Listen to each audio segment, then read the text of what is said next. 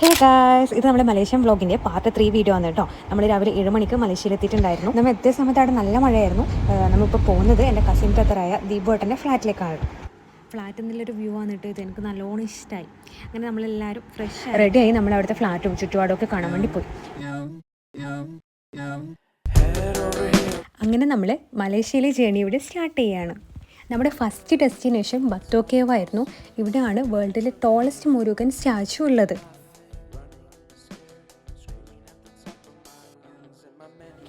ഈ ഒരു സ്റ്റാച്ചുവിൻ്റെ ബേക്കിലായിട്ട് ഒരു 270 കൂടുതൽ കളർഫുൾ ആയിട്ടുള്ള സ്റ്റെപ്സ് ഉണ്ടായിരുന്നു. ആ ഒരു സ്റ്റെപ്സ് ഭയങ്കര അട്രാക്റ്റീവ് ആയിരുന്നു. ആ ഒരു പ്ലേസിൽ സ്റ്റെപ്സ് കയറി കഴിഞ്ഞാൽ നമ്മൾ എത്തുന്നത് വലിയൊരു കേവിലേക്കും അതിൻ്റെ ഉള്ളിലാണ് അമ്പലം വരുന്നുള്ളത്. അങ്ങനെ നമ്മൾ സ്റ്റെപ്സ് എല്ലാം കയറാൻ തുടങ്ങി. പകുതി കയറുമ്പോൾ തന്നെ എല്ലാവർക്കും ക്ഷീണമായി. പക്ഷേ ആപ്പി ഭയങ്കരമായിട്ട് നമ്മൾ വിചാരിക്കുന്നതിനേക്കാളും നല്ല എനർജി ആയിട്ട് ആ ഒരു സ്റ്റെപ്പ് വേഗം തന്നെ കയറി മുകളിലേക്ക് എത്തിയിട്ടുണ്ടായിരുന്നു. നമ്മൾ എത്തിയ സമയത്ത് അവിടെ നല്ല ആളായിരുന്നു. ഒരു 11-12 മണിക്കിടയിലായിരുന്നു നമ്മൾ പോയിട്ടുണ്ടായിരുന്നത്. ഇതാണ് മോളിൽ നിന്നുള്ള വ്യൂ. നല്ല അടിപൊളിയായിരുന്നു മോളിൽ നിന്ന് എത്തി താഴേക്ക് നോക്കുമ്പോൾ. ആ ഒരു കേവിലേക്ക് എത്തിക്കഴിഞ്ഞപ്പോൾ അവിടുത്തെ വെതർ കംപ്ലീറ്റ്ലി ചേഞ്ചായി. നല്ല തണുപ്പായിരുന്നു. നല്ല രസമുണ്ടായിരുന്നു അതിൻ്റെ ഉള്ളിലോട്ടേക്ക് നടന്ന് പോകാനൊക്കെ. സൈഡിലായിട്ട് കുറേ ചെറിയ ചെറിയ ഷോപ്പൊക്കെ ഉണ്ടായിരുന്നു. അങ്ങനെ നമ്മൾ ആ അമ്പലത്തിൻ്റെ ഉള്ളിലേക്ക് പോയി.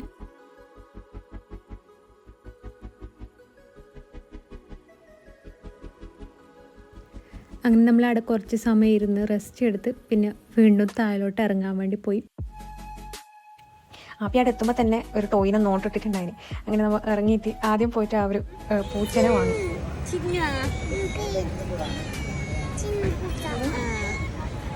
പൂച്ചക്ക് പേരിട്ടിരിക്കുന്നത് ചിന്നു പൂച്ച. അങ്ങനെ സ്റ്റെപ്പെല്ലാം കയറി ഇറങ്ങിയ ക്ഷീണത്തിൽ നമ്മൾ പിന്നെ ഒരു കരിക്കും മേടിച്ച് കുടിച്ചു. നേരെ പോയത് ഫുഡ് കഴിക്കാനായിരുന്നു. അവിടെ തന്നെയുള്ള ഒരു ഹോട്ടലിലേക്കായിരുന്നു നമ്മൾ ഫുഡ് കഴിക്കാൻ പോയത്.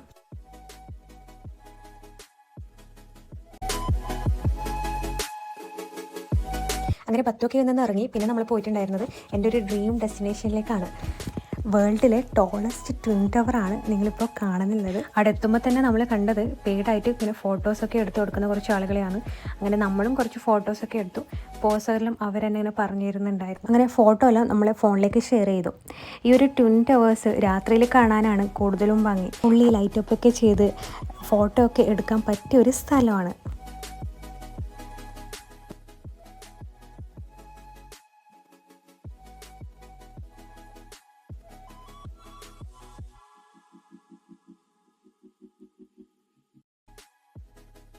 അങ്ങനെ ആപ്പി ഇടത്തുമ്പോഴും ഒരു സാധനത്തിന് നോട്ട് ഇട്ടു.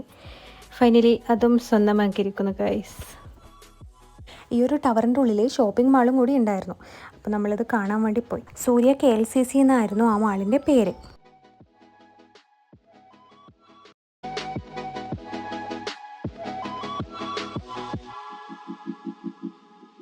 പിന്നെ ആ ഒരു ടവറിൻ്റെ ബാക്കിലായിട്ട് വാട്ടർ ഷോ ഉണ്ടായിരുന്നു. ഒരു ബ്യൂട്ടിഫുൾ പാർക്കും കുട്ടികളൊക്കെ അവിടെ കളിക്കുന്നുണ്ടായിരുന്നു.